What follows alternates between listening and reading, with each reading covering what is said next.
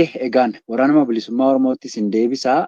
Riphee lolaan tokko sadarkaa garaa garaatti keessumaa bilisummaadhaaf falmatan yeroo isaan hin banne yeroo isaan galma ga'an argama turre warreen falmaa geggeessan asuma Eertiraa irraa akkaataatti bilisummaa isaan argatan arguu dandeenya. Garuu bilisiginnaa raafama biyya keessaa impaayiritii keessaa waraanni bilisummaa Oromoo kokkee qabee jiru finciltoonni adda addaa Amaara keessa socho'anii isaan lolaa jiran kana dhokfachaa badiisa waraana bilisummaa Oromoo lallaba irra deebiifa kan taane maaliif kana kaasne waraanni bilisummaa Oromoo ammatti yaaddoo badiisaa qabaayi. Maaliif ergamtoonnis ta'ee bilisiginnaan badiisa oboo yeroo lallabu agarra. Qabsoonis ta'ee gaaffiin Oromoo kun akka xumuramee gaaffii amma waraanni bilisummaa Oromoo fannifatee deemaa jiru kun yeroon isaa irra darbeera. Yeroo jedhee lallabu yeroo kaasus ni dhageenya. Dhiyeenya kana immoo qondaalli waraana bilisiginnaadhaa baatii 2-3 gidduutti balleessina jedheeyyuu torbee darbe yeroo dubbatu agarra. Haala kana akkamiin deebii laattu? Egaa daldaandii agartee wanti nu gaggeessinu warraaqsaa dhugaa irratti hundaa'e abbaa biyyummaa dhabee sarbamee waan hedduu keessa dabree agartee dhugaa sana barbaachaaf kan gadhaabate dhugaadha. Yaadi sun yaada dhugaati. Yaadi dhugaa sun ammoo yoo deebiin argatin nami baduu danda'a garuu yaadichi hin badu. Kan warri PP'dhaatis irraanfatanii dagatan yookaan wallaalan yookaan ittiin of soban sun abaa'oo seenaa tolchinaa yaada kana ni balleessinaa ni masaansinaadhanii PP'n dhufuunisidha. Walumaa galatti yaada kana maseensumaaf dhufe waan dhibiidhaan qabdu.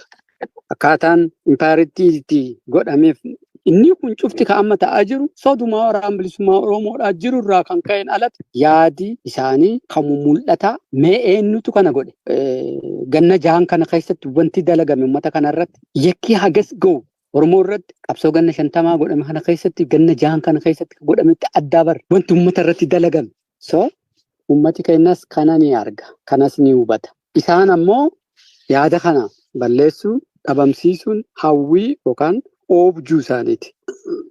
Gonkumaayyuu yaadi kun haga bakka isaan argatinitti yaada kana akka amma jedhamu kanatti ijjeesuun yookaan balleessuun kan hin danda'amne ta'uu silaa otoo beekaa ta'anii dabran jaan keessatti silaa arguu malanii warri hunuyyuu lakki warri kaleessatuyyuu argee dabre.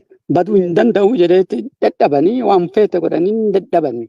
Sadarkaa har'a irra jiru kan dhiifiti. Sadarkaalee gammoojjilee Harargeetii fi gammoojjilee keessatti tureeyyuu gaafa sanaayyuu Oromiyaa keessa illee dhiibanii baasan akka inni hin banne isaaniyyuu mirkan.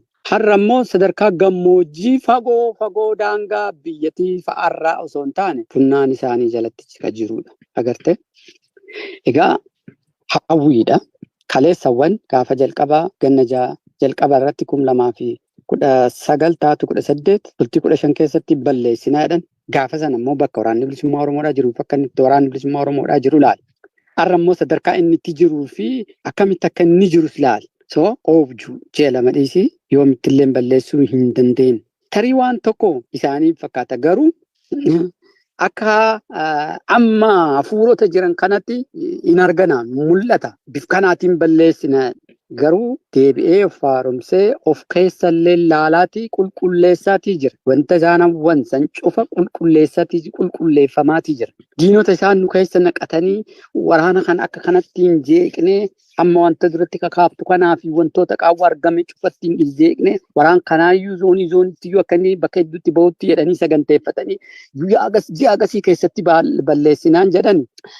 Balleessuun yaadicha balleessuun hin danda'amu. Odoo waraana bilisummaa Oromootis balleessanii qabsoon ittiin bu'a. Dhugaadha kaa. Dhugaa laf jirtu kaleessa qabate ammas hin deebineef maali wanni tatta'amaa jiru fakkaataan itti godhamaa jiru waan xixiqqoo kabeebsaa tanaa kabeebsaan boru akka hin jirreen beekama. Dhugaa tana abbaati irratti du'e ilmatti irratti du'e maatiitti irratti wareegame goota qaroo seenaan barataa jirutu irratti wareegame yaada kan hayyuu Oromoodhaaf tokkummaa Oromootiif jedhee gargar hin bahin gammoojjii Shinnigaa keessatti wareegame seenaan barataa jira. Garte gonkumaayyuu kan hin danda'amne kan furmaati isaa isa xumura bakka ka'eef yaadi isaa ummati mirga hiree murteeffannaa isaa dhugoomfatu qofaadha. hanga walabummaa Oromiyaatii fi bilisummaa guutuu isaa kan dhuunfatee kanatti ga'e gaafii isaan balleessan gaafii yaadii kun tarii du'uu danda'u. Hanga sun hin jirretti gonkumaayyuu du'uus hin danda'u. Waraanni bilisummaa Oromooti seenaa keessatti mee of duuba deebi'aa seenaa waraana bilisummaa Oromoodha laalaadhiin badee akka inni duubatti deebinee balleessinee jedhamu 0 irraa 1 2 3 hafeetu deebi'ee bakkooti har'a jiran kan cufatti ganna 20 ganna 30 duratti wareegamni achitti bahee kan yaamee haaressaan itti dhufe. Bakki duratti itti wareegamni haarettiidhaan gad dhaabatee hin jirtu. Cufatti gatii kaffalaniiti yookaan gadhaabuudhaaf jedhamee wareegama itti baheeti yookaan ammoo itti wareegamaniiti. Cufii zoonoleen kun cufti. Kanaafuu balleessuun gonkumaa kan hin danda'amne kun hawwii namtichaati ba'an ta'eeti. Kanaafuu tarii ofiif baduun amma sadarkaan isaan irra jiran lola amma godhaa jiran kana keessatti waraanni guddaan waraanni isaanii makalaakaan baanaan Oromiyaa ciisa. Irra guddaan isaa maaliif Oromiyaa ciisa? Gaafa Tigireedhaa san guurtee turte har'a gaafa Amaaroliin lolte Oromiyaa goessaa bakka isiin kaafteef hin jiru irra guddaan. Yoo itti darte malee kan isiin eega fiddee harmatti keettee Eertiraarraa Tigraayirraa eega baatee fiddee laf keette ka deemteen hin jiru. Maaf hin balleessirre? Tarii wanta amma duratti sii kaase kan wallaalurraa dhalootii kun ammoo isa kaleessaa osoo hin taane isa haaraa wareegama barbaachisu baasee yaadillee rakkoolee noo jiraate keessatti qabsoo godhee of miidhee tokkummaa isaa san jabeessee itti deemaa hin hawwinii jedhaan. Ayyee guddoo galatoomaa. Egaan gaaffii keenya maree keenya gara goolabaatiin deemaa jirraa. Gaaffii tokko lama qofas ni kaaseenii sin gadhiisa. Egaa woboon nama qabee maallaqa fudhata jechuun miidiyaaleen ololaa turanii kana garga miidiyaatti osoo miidiyaatti hin bahin bilisiginnaatu yeroo garaagaraatti odeessaa akka ture hordofaama ture. Kun bilisiginnaaf rigaa akka ta'e egaa quba qabna. Woboon isin hooggantan kan bilisummaa sabaatiif qabsaa'u gocha kanaa akka godhaniif ni jajjabeeffamu akka raawwatuufis qajeelfamni akka dhaabaatti laatamu jira. Warri kana godhan eenyu? Egaa wanta duratti kakaase keessatti kanan tuttuqeen qaba. Wanta isaan itti fayyadaman keessa gartee waraana kanaatti waa daruun isa sanaan as keessatti deebi'anii yakkoota akkasii daddalaguun kun ammoo amma qulqullaa'aa deemaa kan jirudha. Lammaffaan ammoo ofii isaaniitiif iyyuu waraan bilisummaa Oromoo of fakkeessanii wiigii itti naqatanii yookaan ammoo raastaa warra midhaaffatee waraan bilisummaa Oromoodhaa yuunifoormii isaatillee waan isaan cufaayyuu godhamee bifa akka sanaatiin egaa waraan bilisummaa sochii naannoo waraanni bilisummaa Oromoodhaa keessa socho'u keessatti badiilee akkasiisan dalaganii waraan bilisummaa Oromooti jechisiisaa jiranii agartee kan ammoo maqaa waraan bilisummaa Oromoo ittiin xureessuuf kaleessalleen TPLF shoror keessadhaa akkam godhaa akkas godhaa jettee addunyaa biratti waa maqaa balleessuudhaaf godhaa turte. Har'a immoo bifa kanatti ittiin deebitee tarii qabaa akkasiisan ummati addunyaa balaaleffataa ummanni keenya balaaleffataa isa san maqaa waraan bilisummaa Oromoodhaa xureessuudhaaf bifa akka sanaatitti qindeessanii kan godhanii malee waraanni bilisummaa Oromoodhaa ajajaa dhiisii inni gadi jiruyyuu yakka akkasiidhaan hin dalagu. Warraan lamaan amma siidhee kanatti itti fayyadamuun yeroo hedduu yakkoota akkasiisan dalaganii ofiifuu deebifnee akkas gadhiisifnee akkan goone yeroo jedhamu mul'ata jechuudha. Kanaafuu kuni kaayyoo bilisummaa Oromoodhaa kan xureessu kan sharafu waan taateef waraanni bilisummaa Oromoodhaa naamusa kaayyoo isaadhaatti qabaata. Kaayyoo naamusaatti jira kan inni baratu. Kaayyoo naamusaa keessatti kaayyoo kanatti wanta hin buune kaati hordofuun maltu jedhamee baratu qaba. Egaa kanaafiyyuu yakkoota akkasiidhaa kan dalaguu miti. Isaan ammoo bifa akka sanaattiin yeroo itti fayyadamanii maqaa waraana bilisummaa Oromoo xureessan raawwataa kan godhaa turanii jechuudha. Malee gonkumaayyuu ajajatti dabarsu hin jiru, kan kana goosisu hin jiru, inni hin godhu. Wantoota armaan lamaan sii tuqeen alatti kan tatta'u ni jiraata. Kanaan alatti akka waraana bilisummaa Oromootitti yakka akkasiidhaa san keessatti hirmaatu jechuudha. Egaan gaaffii keenya yookaan immoo maree keenya goolabaa jirraa gaaffii tokko sinii kaasee xumuranna. Akka waliigalaatti uummanni Oromoo irra guddeessi hedduunsaa bilisummaa walabummaatii akka amanu ni beekna. Hedduun dhalootaa sanatti ol guddate sammuun namaa kan inni beeku. beeku Oromoo keessatti kadantaadhaa fi haala jireenyaa keessa dhaabbatee gara adda addaatti goreerraan kana kaayyoo kana bakkaan ga'uudhaaf akka hooggana dhaabichaatti maal akeektu? Gooticha waraana bilisummaa Oromoofis maal dhaamtu? Kanammoo egaa waraanni bilisummaa Oromoo impaayiratii raasee impaayiratiin bilisiginnaa nama Afrikaa qabu immoo bilisiginnaa hamtuu raafama hamaa keessa galee yeroo jiru agarra. Impaayiratii keessaa hanga gaanfa Afrikaa hanga dippiloomaasii idil addunyaatti uummanni rakkoolee bilisiginnaan isatti fidee lolas haa ta'uu qoraan ibiddaaf qophaa'e taasisee uummata miidhu daa'ima uummataa keessatti miidhuttis akka hin hirmaannee fi uummata keenya maal jettuu asumaan dhaamsa irreecha baga geessaniis fuuldura kana irreechatu jira. Ergaa baga geessanii yoo qabaatan irraa fudhadhaatii dhiigoo lamnaa jaalgammeetti dhiyaadha. Dasaa egaa uummatii keenyaa bilisummaaf walabummaan kan amanu kanaaf wareegama gaston baasee hanga har'aatti itti jira jechuudha.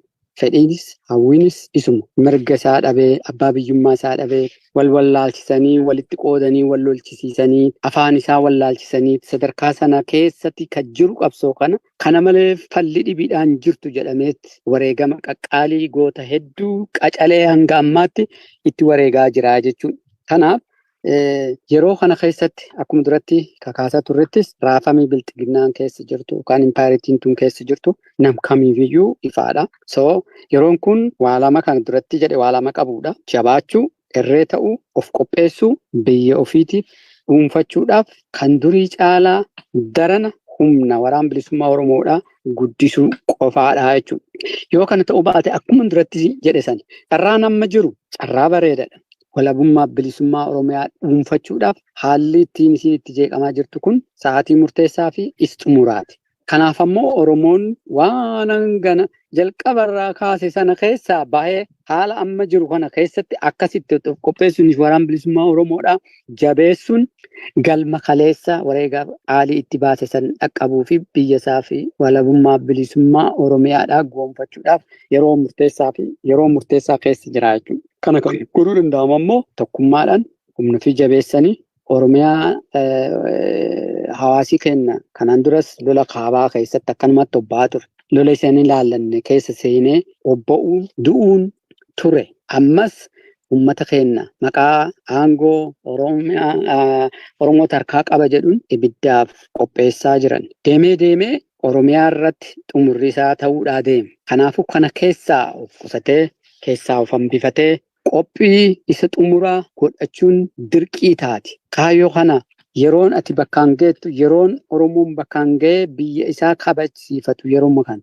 Kanaafuu waraanni bilisummaa Oromootis kan of duratti arguudhaan naamusoota kaleessa jiranii fi haala kaleessa keessa deeme laafina jiru sana gara jabinaatti akka jijjiiramu qajeelfame isa sanarra darana hojjechuun loltummaa isaa jabaa ta'uu naamusa loltuudhaa jabaa ta'ee loltummaa isaatis ammoo jagnummaadhaan dandeettii isaa ol kaasuudhaan humna isaa baay'isuudhaan isa xumuraatiif of qopheessuu isa xumuraatiif ammas hojii isaa itti fufiinsaan hojjechuu humna isaa jabeessuudha. Yeroon kun yeroo akkasiiti. Wanta duratti kakaaftee sun cufti silaa yeroo qabdi. Yeroo kana keessatti hin malle wareegama barbaachisu fudhatanii tokkummaadhaan gara sanaatti deemuudhaaf itti of qopheessanidha. Kanaaf waraanni bilisummaa Oromootis uummati keenyas wanta arma jedhame kana keessatti hirmaachuu dhiise waraana bilisummaa Oromoodhaa jabeessuun ofii isaatis of ijaaree jabeessuudhaan qophii itti aanuuf walabummaa fi bilisummaa isaa mirkaneeffachuudhaaf jabaa ta'uu qaba. Yoo kana godhuu baate ammoo seenaa keessatti hamtuun is mudachuudhaa deemti.